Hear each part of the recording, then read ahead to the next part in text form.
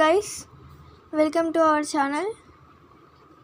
ఈరోజు మనం ఆమ్లాలు లోహాలతో చర్య జరిపే దాని విషయం గురించి మనం ఇప్పుడు నేర్చుకోబోతున్నాం అన్నమాట. ఇది 10th క్లాస్లో చాలా ఇంపార్టెంట్ అయినటువంటి ల్యాబ్ యాక్టివిటీ. సో ఇది ముందు మనం నేర్చుకోవాలి. ఫస్ట్ మనం దీనికి కావాల్సిన పరికరాలు ఏంటంటే ఒక పరీక్ష నాళిక, వాయువాహక నాళం, డెలివరీ గొట్టం, గాజు తొట్టె, కొవ్వొత్తి, సబ్బునీరు, సజల HCl అంటే నీరు కలిపినటువంటి HCl ఆమ్లం, జింకు ముక్కలు, రబ్బరు బిరడ, స్టాండ్. ఈ వస్తువులు ఇందులో తీసుకున్నాం అన్నమాట.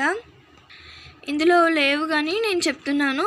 దీంట్లో తీసుకోవాల్సిన జాగ్రత్తలు ఏంటంటే ఈ బీకర్ ఉంది కదా, ఈ బీకర్ అనేది కింద పగలకుండా చూసుకోవాలి. ఇంకా ఆ రబ్బర్ బిరడాకు ఆ వాయువాహక నాళం అనేది సరిగ్గా ఫిక్స్ చేయాలి. అలాగే స్టాండ్ని కూడా సరిగ్గా అమర్చాలి, ఎందుకంటే పగిలిపోద్ది కాబట్టి. మరియు ఇప్పుడు సజల HCl ఆమ్లం అంటున్నాం కదా, నీరుకి ఆమ్లం కలుపుతారా, ఆమ్లానికి నీళ్ళు కలుపుతారో మీకు తెలుసా? నీటికే అది HCl ఆమ్లం అనేది కలుపుతారనమాట. లేదంటే అది కూడా ఒక్కొక్క డ్రాప్ని కలపాలన్నమాట, లేదంటే అది బ్లాస్ట్ అవుతుంది. సో ఇప్పుడు మనం ప్రయోగ పద్ధతి చూద్దాం. ముందుగా నేనైతే ఒక స్టాండ్ తీసుకున్నాను. ఆ స్టాండ్కి ఒక పరీక్ష నాళికను మంచిగా అమర్చిన తర్వాతకి దాంట్లోకి సజల HCl ఆమ్లాన్ని వేసాను. దాంట్లో జింక్ ముక్కలు కనిపిస్తుంది కదా, జింక్ ముక్కలు. తర్వాత ఒక రబ్బరు బిరడాకు వాయువాహక నాళం అనేది సరిగ్గా అమర్చాలి. ఎటువైపు గాలి వెళ్ళకుండా దాన్ని సరిగ్గా అమర్చాలన్నమాట. ఆ వాయువాహక నాళం ఎక్కడ ఎండ్ కావాలంటే ఒక గాజు తొట్టె తీసుకుందాం. తొట్టె కాదు, అదొక బౌల్ లాంటిది అనమాట. దాంట్లో సబ్బు నీరు కలుపుకోవాలి. మీరు లైఫ్ బాయ్ సబ్బు ఇవన్నీ కాకుండా ఏదైనా ఒక సబ్బుని కలుపుకోవాలి.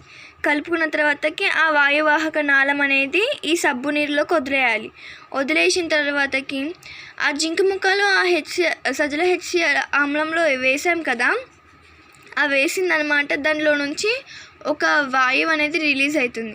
ఆ వాయువాహక నాళం గుండా వచ్చి అది సబ్బు నీరులో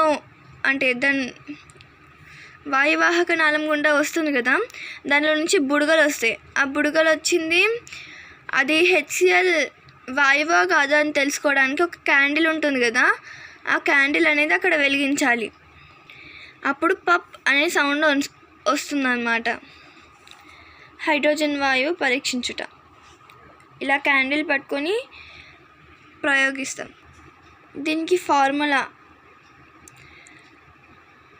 ఆమ్లం ప్లస్ లోహము దట్ గివ్స్ రైజ్ టు లవణం ప్లస్ హైడ్రోజన్ 2HCl జలద్రావణం ప్లస్ జింక్ ఘన రూపంలో ఉంటుంది కాబట్టి అక్కడ గాను పెట్టినారు. That gives rise to ZnCl2 జలద్రావణం ప్లస్ H2. ఇక్కడ మనకి వాయువు అనేది వెలువడింది కదా, అది H2. సో ఇలా రాయాలి.